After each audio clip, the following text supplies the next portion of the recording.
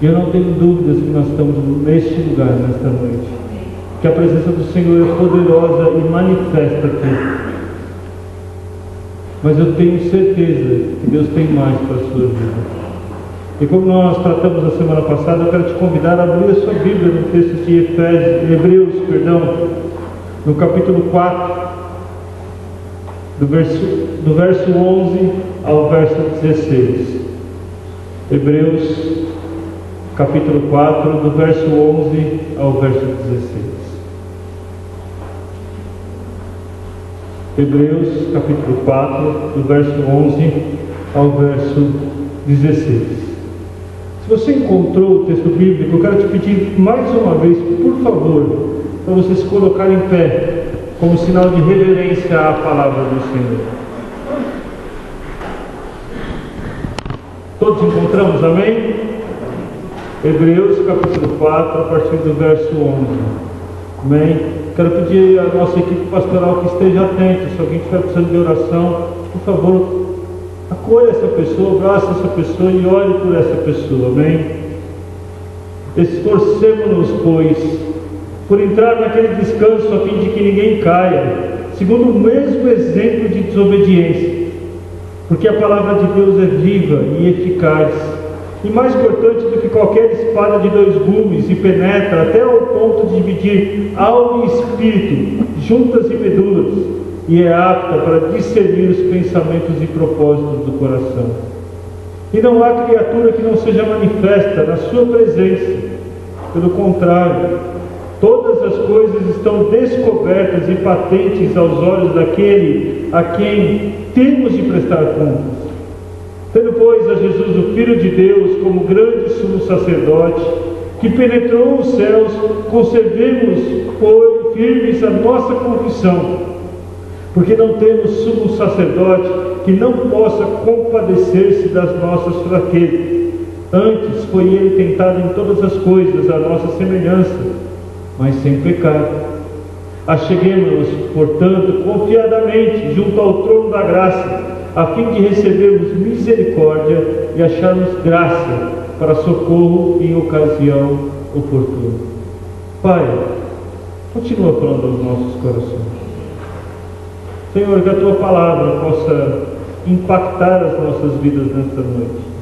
Espírito Santo de Deus, continua tendo liberdade em nosso meio, para que possamos receber tudo aquilo que é Teu propósito para as nossas vidas nesta noite, Senhor. Já temos recebido muito de Ti, Deus, mas nós queremos mais, Senhor. E queremos que Tu possas ministrar aos nossos corações aquilo que está no Teu coração. Então abrimos os nossos corações a Ti e declaramos, Senhor, eis-nos aqui, faça como Tu queres. É a nossa oração, no nome santo e eterno de Jesus. Amém. Amém. E você pode se sentar, meu irmão, minha irmã.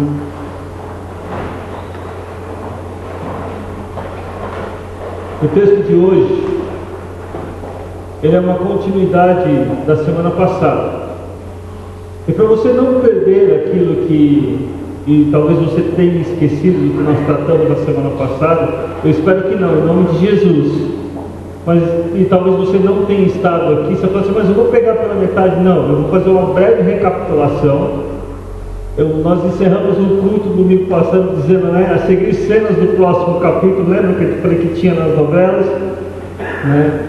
E na época em que eu assistia a novela, não sei se ainda é assim, quando a novela ia começar, a primeira coisa que fazia era mostrar as cenas do capítulo anterior, para que a gente pudesse lembrar o que aconteceu para continuar assistindo. Não sei se é assim hoje em dia, mas na época em que eu assistia,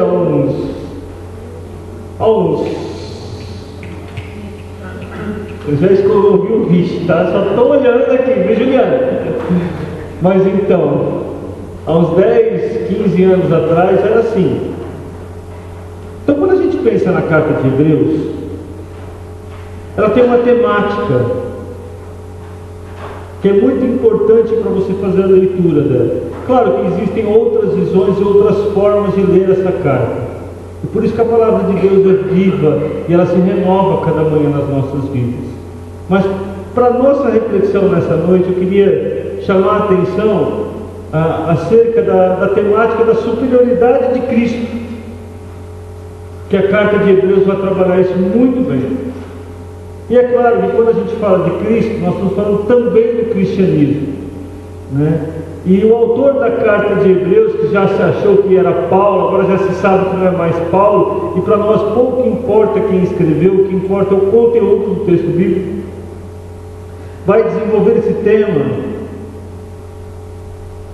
quando demonstra a superioridade, primeiro, da pessoa de Cristo, depois do seu sacerdócio, depois do poder de Cristo. E o texto é finalizado com uma bênção, ok? É mais ou menos isso. Se eu pudesse traduzir a carta de Hebreus em poucas palavras, em 30 segundos, eu diria isso para você. O texto que nós lemos, então, na primeira parte da carta, que tem como temática a superioridade da pessoa de Cristo aos profetas, aos anjos, a Moisés. Especificamente, nós estamos no momento em que Cristo é apresentado como o objeto supremo da nossa fé, na temática para a cura da incredulidade, que é demonstrada e ressaltada no texto de Hebreus, no capítulo 3, do versículo 7 ao versículo 19, e o autor vai apresentar as suas consequências no capítulo 4, do versículo 1 ao versículo 10. Então, se você quiser estudar Hebreus na sua casa ou continuar estudando, já tem algumas ferramentas para isso. Mas nós, a semana passada, trabalhamos a questão da temática de que a vida nos traz tribulações. É impressionante que eu fui ouvindo a Juliana falar assim: meu Deus, eu não preciso mais pregar, porque o testemunho da Juliana aqui nesse lugar. Juliana, eu quero que você me permita comentar isso. A gente está passando isso ao vivo também na internet, mas eu não vou dizer o seu testemunho, mas só comentar que o que ela falou mostra o cuidado que Deus tem nas nossas vidas e o poder que Deus tem de restaurar as nossas vidas. Porque todos nós teremos tribulações. A Bíblia vai dizer que no mundo tereis o quê? Bênção? É isso que a Bíblia diz? Aflições. Todos nós passamos por esses momentos. E nesse momento em que nós estamos enfrentando a aflição, a tribulação, muitos de nós, para não ser leviano e dizer todos nós, contestamos a nossa fé, começamos a nos questionar, questionamos até a nossa existência, o meio que nós estamos vivendo, começamos a dizer: Deus, por que eu estou passando isso? A primeira pergunta que eu percebo que as pessoas fazem é: Deus, o que eu fiz de errado para merecer isso? É a primeira pergunta que a gente faz quando nós enfrentamos isso. Só que infelizmente, nesse processo de tribulação, de luta, acontece algo que eu confesso que, quando acontece no meu rebanho, eu choro muito. E são pessoas que desistem da fé por conta da tribulação que se apresenta diante delas, porque entendem que a tribulação é maior do que o Deus que elas servem. Elas enxergam a sua dor maior do que o Deus que cura todas as coisas.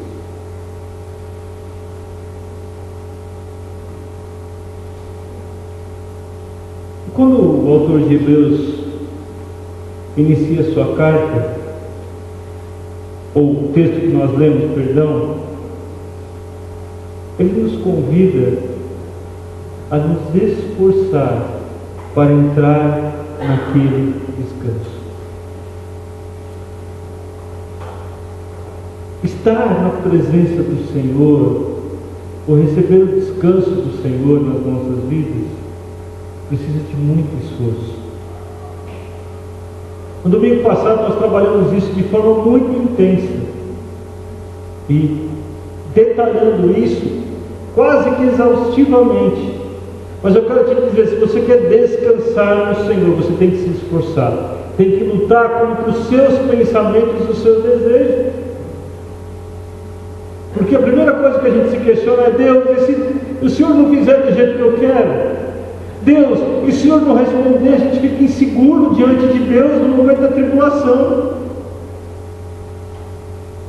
E quando o autor fala no esforçar-se, eu creio que ele está dizendo para a gente: olha, lutem contra esses desejos que vocês têm, que nós temos. O desejo de desistir, o desejo de questionar Deus, o desejo de duvidar de Deus, para que nós possamos confiar apenas e tão somente no Senhor, porque Deus faz milagre. Eu creio nesse Deus. E se você não crê, eu quero te convidar a crer nesse Deus comigo. Um Deus que pode mudar toda e qualquer situação. Poderia ser simplesmente uma fala, se nós não tivéssemos ouvido o que nós ouvimos aqui nesta noite.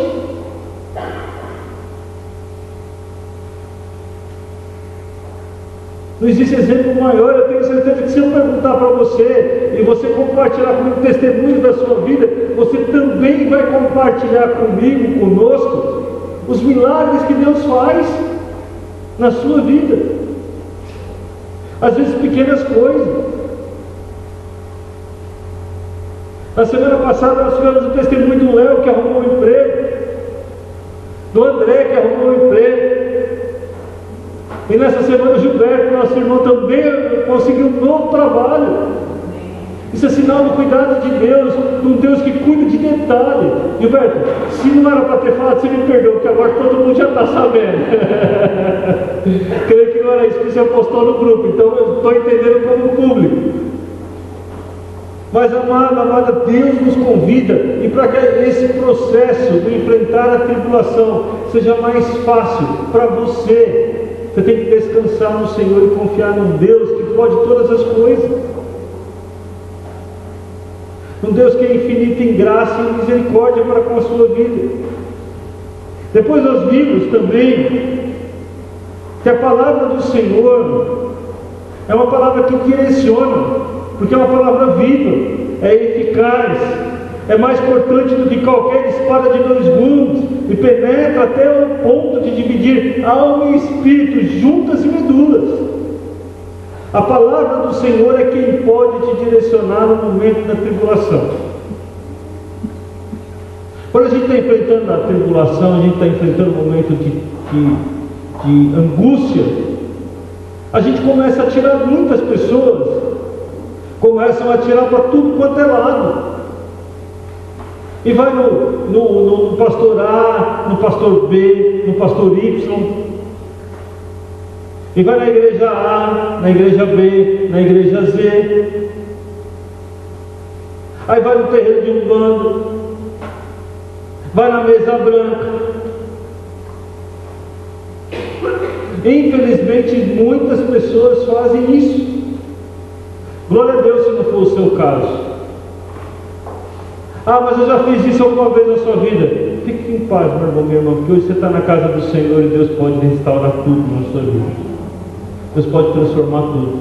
Deus pode, inclusive, apagar o seu passado.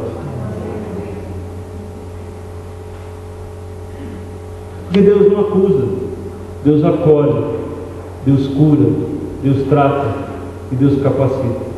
Quem acusa é o diabo. E nós precisamos ter intimidade com esse Deus, precisamos conhecer da palavra dele, para que a nossa vida possa ser direcionada pelo Senhor. E gente, disse isso na semana passada e quero repetir de forma bem breve. Palavra do Senhor não é livro para você fazer sorteio do que Deus vai falar para você. Você ora e fala assim: Deus, fala comigo. Abre a Bíblia e vai ler ali o versículo. Não é assim. A palavra do Senhor não é caixinha de promessa. Porque muitas vezes a gente pega ali um versículo e tira ele totalmente do contexto, da mensagem que ele traz, e usa ao nosso bel prazer. Não é a intenção da gente ser duro, não. Não é isso. O que eu quero é que a gente seja incentivado a entender qual é o contexto do versículo ou do texto que você vai ler na Bíblia. Pastor, como que eu faço isso? Leia minimamente o capítulo. Se ele está no começo ou no final do capítulo, o versículo ou o texto que você separou para ler, leia o capítulo anterior ou o capítulo posterior. Se puder, leia os 3 capítulos sempre. Leia o antes, o que Deus vai falar com você, e o posterior, porque você vai saber exatamente qual é a vontade do Senhor para a sua vida. Você vai saber exatamente qual é o contexto daquele texto. E não vai usar ele de pretexto para justificar os seus atos. Ele vai ser palavra do Senhor na sua vida. Depois disso, nós vemos que a palavra do Senhor pode discernir o nosso coração. Olha só o que vai dizer na parte final do versículo 12, né? Porque a palavra de Deus, e aí ele vai dizer que é viva, eficaz e tudo mais, mas depois ele vai dizer assim: e é apta para discernir os pensamentos e propósitos do coração. Às vezes a gente não sabe o que fazer, a gente fica preocupado em tomar uma decisão, e vai dizer: como que eu posso ouvir Deus, e como que eu saber se Deus está me orientando, se eu estou tomando o caminho correto? É simples. Pensa nas consequências da sua decisão. Se ela estiver de acordo com a palavra de Deus, a sua decisão é do Senhor. Se ela não estiver de acordo com os princípios da palavra de Deus, a decisão sua não vem do Senhor. É simples. Eu gosto muito do texto de Colossenses, no capítulo 3, eu não me recordo qual é o versículo, que vai dizer que a paz de Cristo seja o árbitro do vosso coração. É a primeira parte do versículo. Para mim, isso é o sinal que eu recebo do Senhor, de que a decisão que eu estou tomando é direcionada por Ele. Se eu não tiver paz no meu coração, eu não tomo decisão.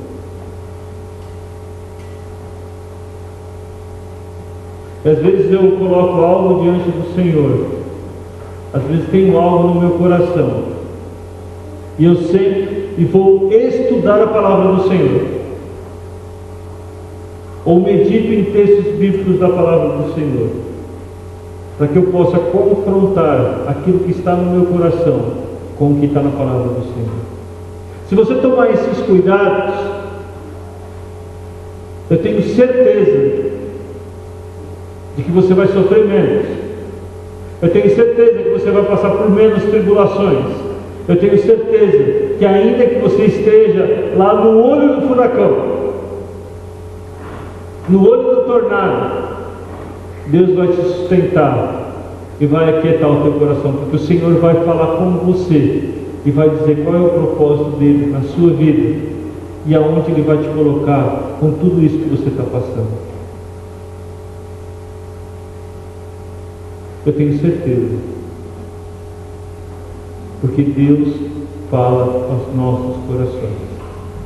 Só não ouve a voz de Deus quem não quer. Mas pastor, eu não consigo ouvir aqui no ouvido. Não, aqui ó, na palavra Deus fala.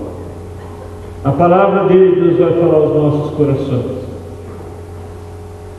E aí quando nós verificamos o versículo 13, ele vai dizer que não há criatura que não seja manifesta na sua presença. Pelo contrário, todas as coisas estão descobertas e patentes aos olhos daquele a quem temos de prestar contas. Gente, quando a Juliana estava dando testemunho aqui, quantos de nós fomos mexidos, não pelo que ela falou, mas por coisas que nós tínhamos dentro de nós. Sentimentos que nós guardamos nos nossos corações, rancores, mágoas, situações semelhantes. Eu quero te trazer algo que eu tenho certeza que você já sabe, mas eu quero te lembrar. Deus conhece tudo que está dentro do seu coração. Deus conhece a sua vida melhor do que você mesmo. Eu quero te dizer que Deus não quer, não deseja que você tenha qualquer tipo de sentimento ruim na sua vida. E se existe, Deus quer te curar, porque Deus quer te transformar. Isso eu posso te dar certeza absoluta. Mas pastor, por que Deus não me cura? Porque você não tem a coragem de abrir o seu coração diante do Senhor e dizer: Deus, eu abro mão dessa dor. Pode levar. Não é mais minha. Eu abro mão de tudo aquilo que eu tenho guardado por dia, por meses, por anos, por décadas. Porque quando a gente tem algo nos nossos corações, uma mágoa, uma dor, nós temos a tendência de alimentar isso todos os dias. E nós criamos um dragão, um monstro dentro da gente. E ao invés de não permitir que esse monstro cresça dentro de nós, nós incentivamos o seu crescimento. Pastor, como que eu faço isso? Quando você começa a recordar daquilo que fizeram para você, com uma frequência que não é desejada, com dor. Quando você começa a pensar: se eu pudesse voltar no tempo, eu teria esganado aquela pessoa, eu teria feito isso, eu teria feito aquilo, eu teria tido uma reação diferente.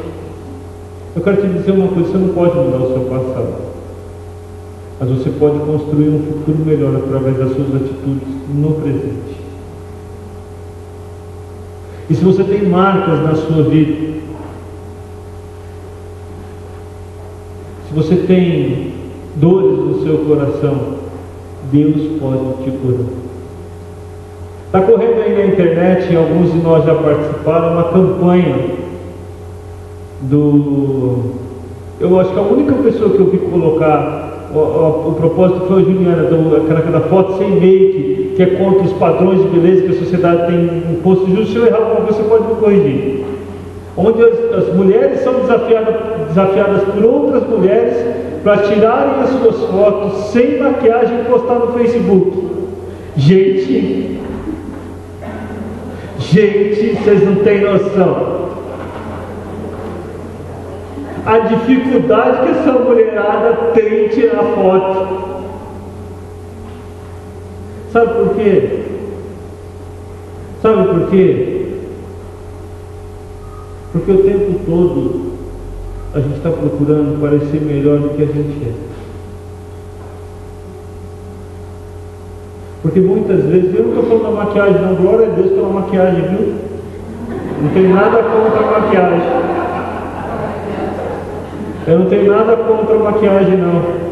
Glória a Deus por ela. Mas muitas vezes espiritualmente, ou nos nossos relacionamentos, nós usamos de subterfúgios, e eu quero denominar esses subterfúgios aqui de maquiagens, para a gente tentar parecer melhor do que realmente a gente é. Olha, eu sou gordinho. Gordinho não, eu sou bondoso quando olho para mim, eu sou obeso. Não adianta, o médico já falou que eu sou obeso. Deixa eu voltar aqui, peraí. O médico já falou que eu sou obeso. Não tem jeito. E eu tenho dificuldade de fazer regime, porque eu gosto de comer. Né? Não como muito não, mas eu gosto de comer. E aí, quem é obeso vai saber do que eu estou falando. O obeso não usa blusa de faixa, porque deixa mais gordo. O obeso não usa roupa muito justa. A gente tenta parecer melhor do que a gente é.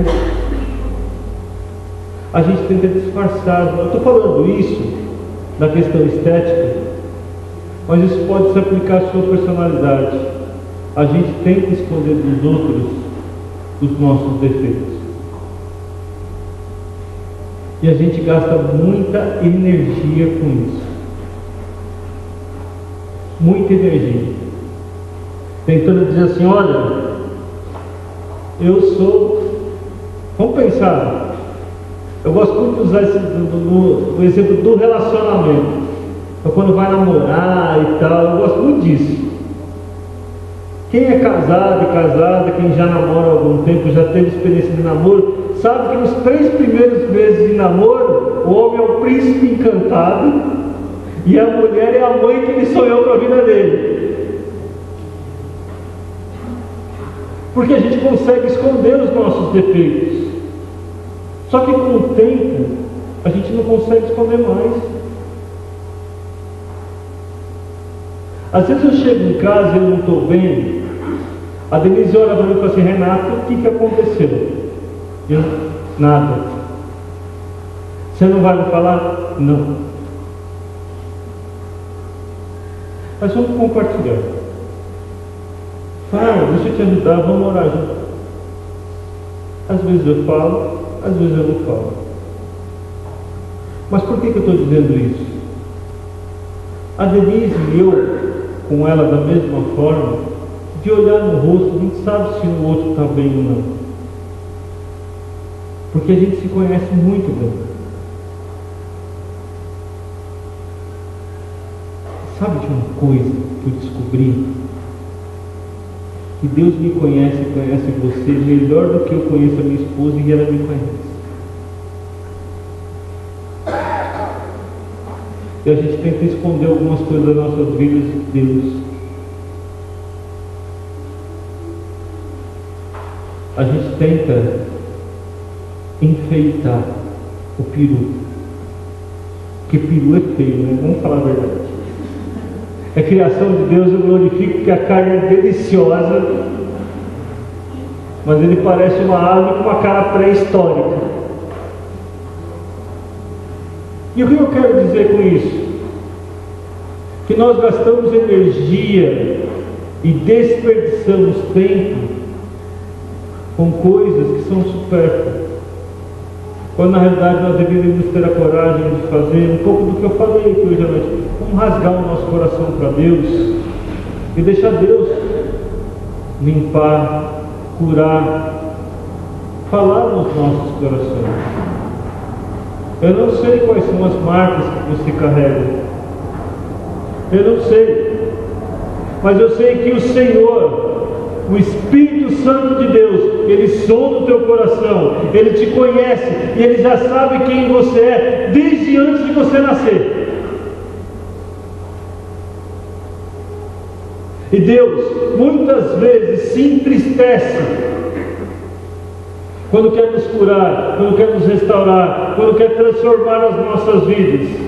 E a gente responde para Deus: não, Deus, eu não quero.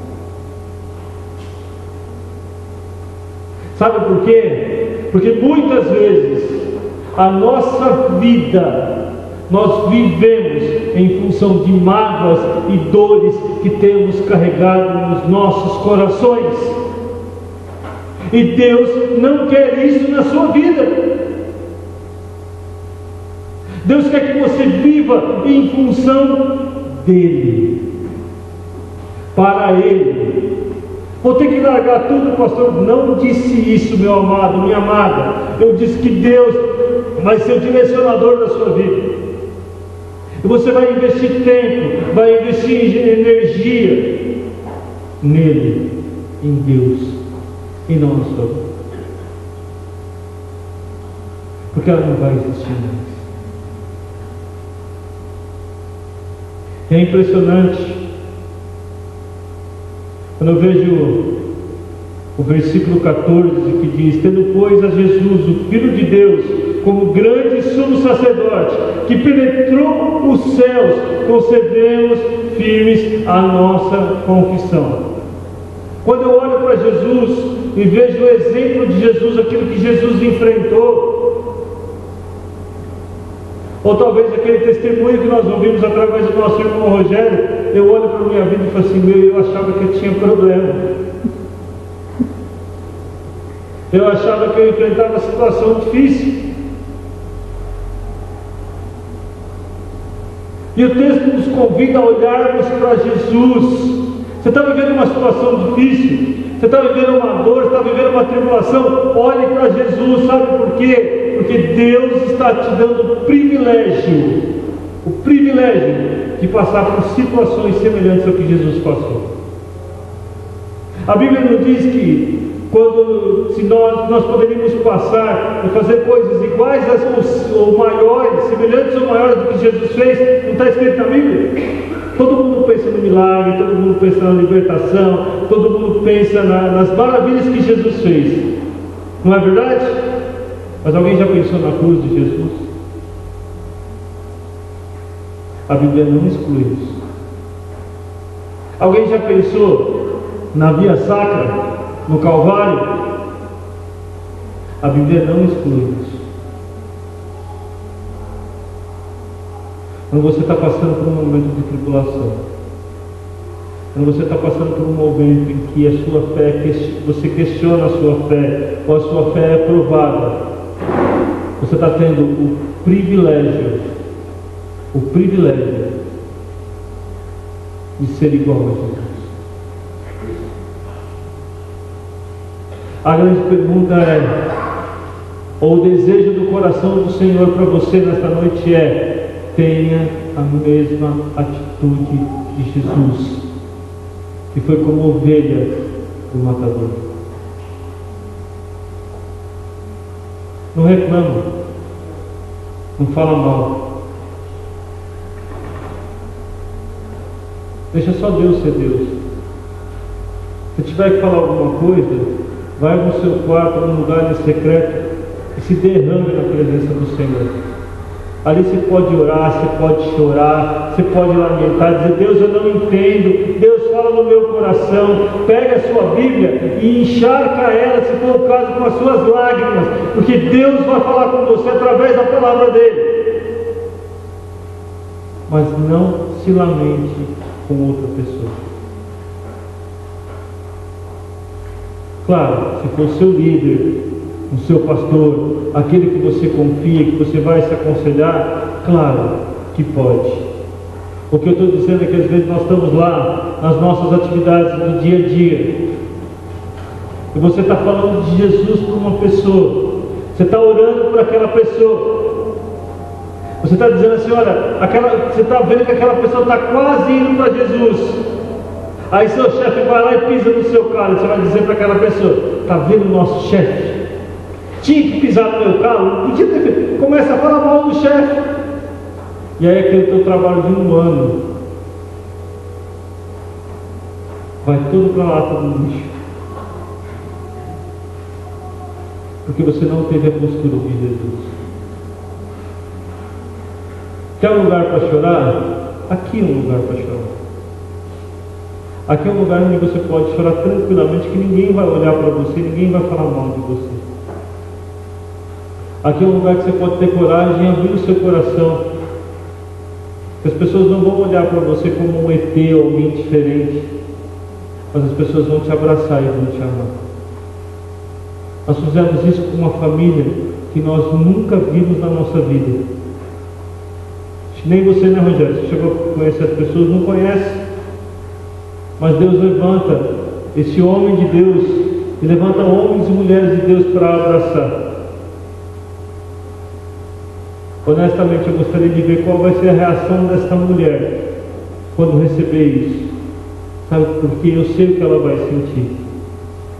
Ela vai se sentir amada pelo Senhor e cuidada por Deus. Esse vai ser o sentimento dela. Eu tenho certeza que as respostas que vão vir para essa mulher não vão ser só dessa igreja, não. Porque pelo que eu falei com o Rogério, tem outras igrejas também se mobilizando, não é isso, Rogério? Outras comunidades. Essa mulher vai ser inundada pelo amor de Deus. Sabe por quê? Porque no meio de toda a tribulação, de tudo aquilo que ela está passando, ela fez uma escolha. Ela escolheu ser fiel ao Senhor. Foi a escolha que ela fez. Ela escolheu permanecer firme, a se esforçar para entrar no descanso do Senhor. Amado, entrar no descanso do Senhor é isso. Amado, entrar no descanso do Senhor é isso. Ainda que você não tenha o que comer, ainda que você não tenha dinheiro para comprar um alimento, é saber que Deus vai providenciar um alimento para a sua vida. Lembro de uma história de que um parente meu conta. Eu não vou contar o nome desse parente por razões óbvias. Que uma vez, com o nosso bispo Adolfo, então pastor lá no Nordeste, que não tinha o que comer, Deus colocou o coração dessa família que foi lá e fez uma compra do mês maior do que faria para a casa deles e deixou na porta do bispo Adolfo. E que até o falecimento dele, o bispo Adolfo não sabe quem foi. Entrar no descanso do Senhor é saber que em todos os momentos, em todas as situações, Deus vai cuidar de você. Talvez naquele dia o nosso amado bispo tenha dito, então o pastor tenha dito, eu não sei o que nós vamos comer, não tem mais nada. Talvez ele tenha aberto a porta para ir orar e chorar na presença do Senhor na sua calçada ou na porta da sua casa, e tenha sido surpreendido com o presente que Deus deu para ele.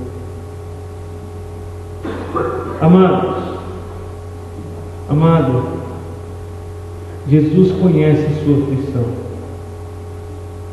e Ele se compadece da sua fraqueza. E Ele nos mostra, não através de palavras, mas pelo seu exemplo, por aquilo que Ele vivenciou, que nós podemos, que devemos e que vamos passar por tudo e que nós podemos suportar tudo sem pecar. E o versículo 16 nos convida a nos achegarmos confiadamente junto ao trono da graça, para que possamos receber misericórdia, acharmos graça, que é favor imerecido de Deus, para socorro em ocasião oportuna. Hoje de manhã nossa irmã Nadine traz o Salmo 121 que começa assim: eleva os meus olhos para o monte, de onde me virá o socorro? O meu socorro vem do Senhor, que criou os céus e a terra. Depois vai dizer que não dormita nem dorme o guarda de Israel. Sabe o que eu quero dizer para você? Que no momento da sua tribulação, no momento da sua angústia, no momento do seu sofrimento, no momento que você tem passado, que muitas vezes tem alimentado mágoas e marcas do seu coração, você tem que buscar socorro no único lugar, no Senhor, porque Ele é o único que pode te socorrer. Ele pode usar instrumentos para isso. Pode usar a vida de um pastor, desse pastor, da equipe pastoral, a vida de um irmão, de uma irmã da sua igreja, a vida do seu pai, da sua mãe, do seu filho, da sua filha. Ele pode usar alguém, mas é Deus quem faz. E quando eu penso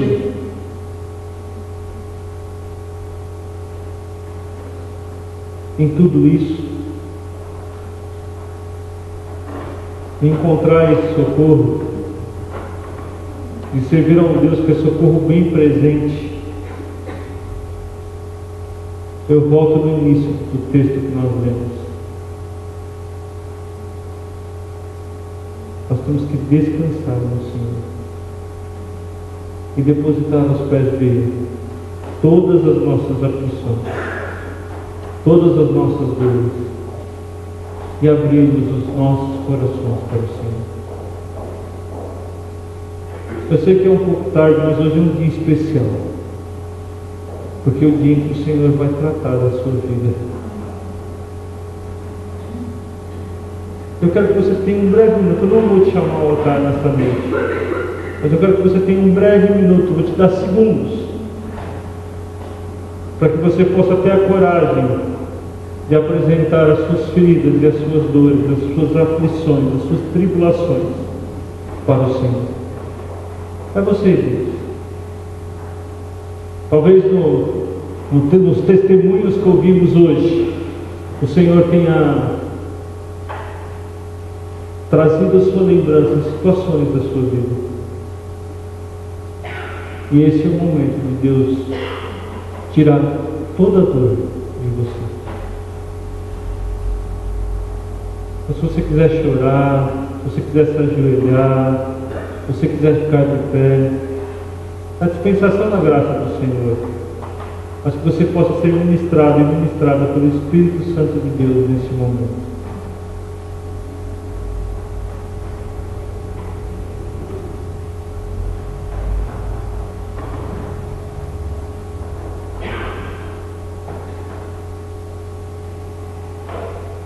Deus vai revelando na vida de cada um e cada um aqui nesta noite, Deus,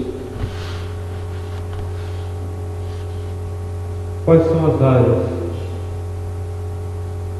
quais são as marcas, as tribulações, as aflições que temos passado, Senhor, e que muitas vezes tentamos ocultar de Ti. Senhor, tira isso de dentro das nossas vidas.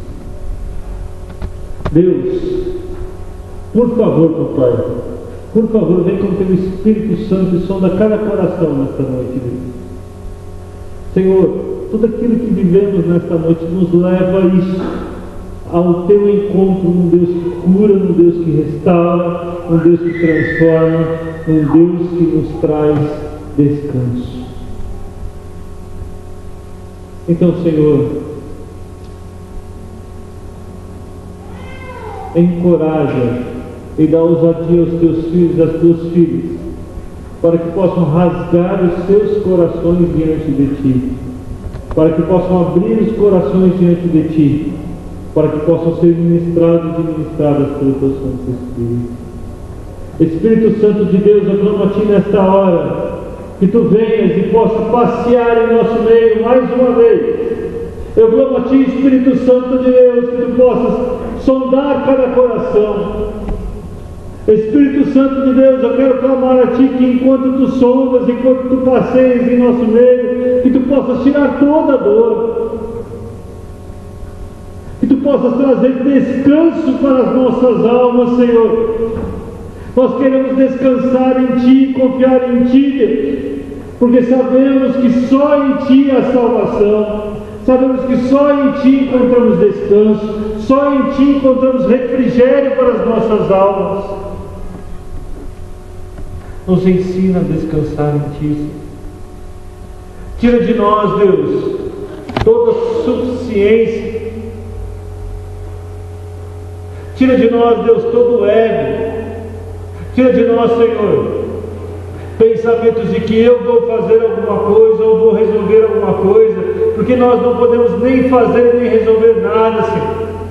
Porque se tomarmos as atitudes por nossa iniciativa, Deus, fugiremos e sairemos da Tua vontade. Mas, Deus, que possamos tomar atitudes, que possamos fazer qualquer coisa, inspirados por Ti e direcionados por Ti, porque aí sim encontraremos caminhos de refrigério e caminhos de descanso, Senhor. Deus, se temos pessoas que estão enfrentando problemas aqui, Deus, muito grandes, traz refrigério e descanso para essas almas. Senhor, se for o caso, renova a fé, para que possamos em todo o tempo crer no Deus que opera maravilhas nas nossas vidas e através das nossas vidas. E por tudo isso, Senhor,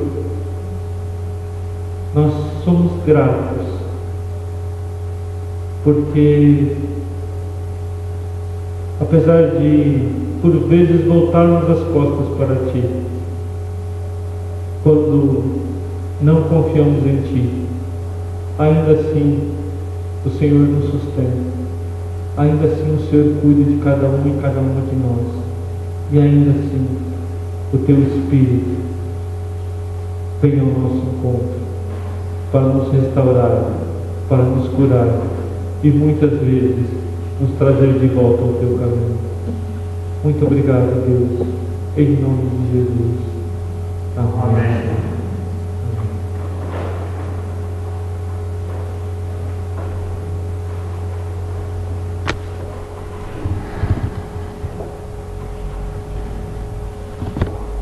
Eu quero convidar nesse momento a se colocar de joelhos diante do Senhor, para que possamos consagrar os elementos da ceia do Senhor. Eu sei que normalmente não é assim que nós fazemos, mas nesta noite eu quero te convidar a se prostrar diante do Senhor. Claro, se você não puder, por algum problema de saúde, fique em paz, meu irmão, minha irmã. Toda glória seja a Ti, ó Pai onipotente, Pai nosso celestial. Obedientes à instituição do Teu amado Filho, nosso Salvador Jesus Cristo, nós realizamos aqui, diante da Tua divina majestade, o memorial que Teu Filho nos mandou celebrar, tendo na lembrança Sua bendita paixão e morte, Sua poderosa ressurreição e ascensão, rendendo-Te graças de todo o coração pelos inumeráveis benefícios com que elas nos agraciam. E humildemente te suplicamos, ó Pai, que nos ouças com Teu Espírito Santo, conceda-nos também esse mesmo Espírito e por Tua infinita bondade, consagre os dons de pão e vinho, para que, recebendo segundo a instituição do Teu Filho, Jesus Cristo, nós sejamos participantes do Seu abençoado corpo e sangue, para todos sempre. Amém. Amém. Porque eu recebi do Senhor o que também vos entreguei. Que o Senhor Jesus, na noite em que foi traído, tendo dado graças, tomou o pão, o partiu e disse: esse é o meu corpo, que é dado por vós. Fazei isto em memória de mim. Por semelhante modo, depois de haver ceado, também tomou o cálice, dizendo: esse cálice é a nova aliança do meu sangue. Fazei isso todas as vezes que o bebedes, em memória de mim. Amado, amada, a mesa está posta. E é o Senhor ressurreto neste lugar quem te convida a participar. É o Senhor Jesus quem te convida. E nesta noite eu quero fazer um convite ao nosso irmão Leonardo, nosso irmão Magali, para nos ajudarem na distribuição da ceia do Senhor. Quero convidar a nossa irmã Ana Luísa e a nossa irmã Denise para nos ajudarem na distribuição dos elementos da ceia do Senhor. E eu creio que o nosso Ministério do Louvor preparou um cântico, amém? Enquanto o nosso Ministério do Louvor nos conduz no cântico, quero te convidar a vir, pegar do pão e do cálice e depois retornar ao seu lugar, para que todos e todas possamos participar juntos e juntas da mesa do Senhor.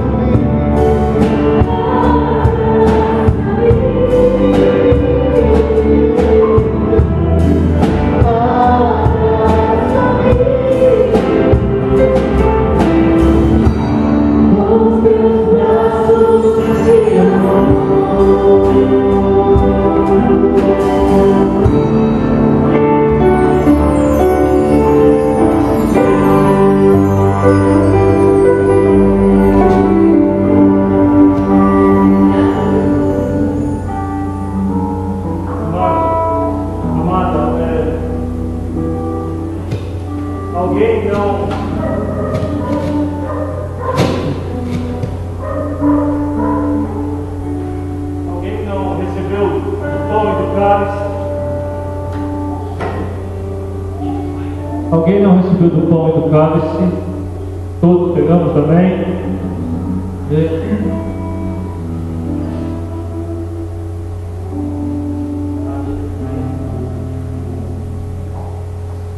Amém? Todos recebemos? Amém? Amém?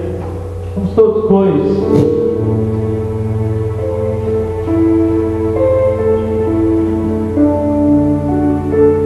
Quando a gente fala que o Senhor nos dá um novo corpo, o pão simboliza isso. E pode ser pequenininho, que nem o pastor colocou, ou pode ser grandão. Não importa. O que importa é que ele simboliza. O que importa é que o Senhor pode nos dar uma nova natureza. Muitas vezes um novo coração e um novo corpo na presença dele. E o pão simboliza tudo isso. Eu quero te convidar a tomar e comer do pão junto e juntos.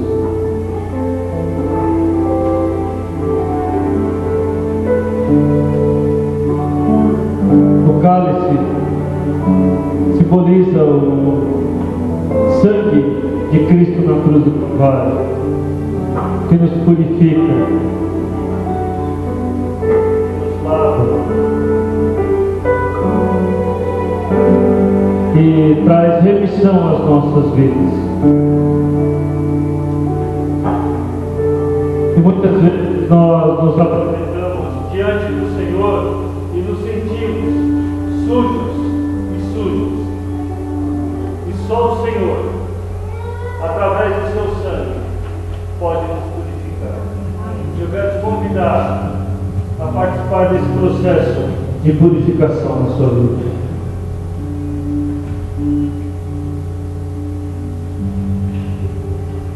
Oremos ao Senhor. Bendito Deus, eterno Pai, que bom é estar na tua casa, que bom é estar na tua presença, que bom é testemunhar o teu cuidado, um Deus que abraça, um Deus que ama, um Deus que caminha conosco, um Deus que não nos abandona, um Deus que restaura as nossas vidas. E o participar da ceia, o participar do pão e do cálice, nos lembra que o maior exemplo nos foi dado por Jesus Cristo. E Ele venceu a cruz, Ele venceu a morte, Ele venceu a tribulação. E assim como Ele conseguiu superar tudo isso, Ele não nos abandona e nos capacita a passarmos pelo vale da sombra da morte, para que Tu possas nos levar para pastos verdejantes. E que bom é servir um Deus que cuida e nos ama e nos traz descanso. E por tudo isso nós agradecemos a Ti, no nome santo, eterno e maravilhoso de Jesus. Amém. Eu te convidar a entoar um hino com alegria, um hino do nosso ministério do louvor, dos amados que nos ajudaram a ser do Senhor. Muito obrigado. Eu te convidar a entoar um hino, São Paulo 409, o Oração pela Pátria. Gente, me ajudem, eu estou seminário, acho que é o 409, nós cantamos ele de manhã. Oi? 490. 490. Gente, só troquei o 9 de lugar. Tá bom?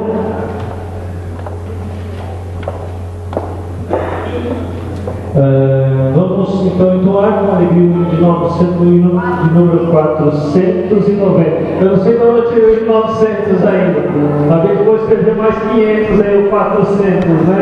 Nós vamos entoar com alegria a oração pela pátria. Depois vamos ter um momento de oração pelo nosso país, pela nossa nação, para impetrarmos a bênção apostólica e encerrarmos o nosso culto.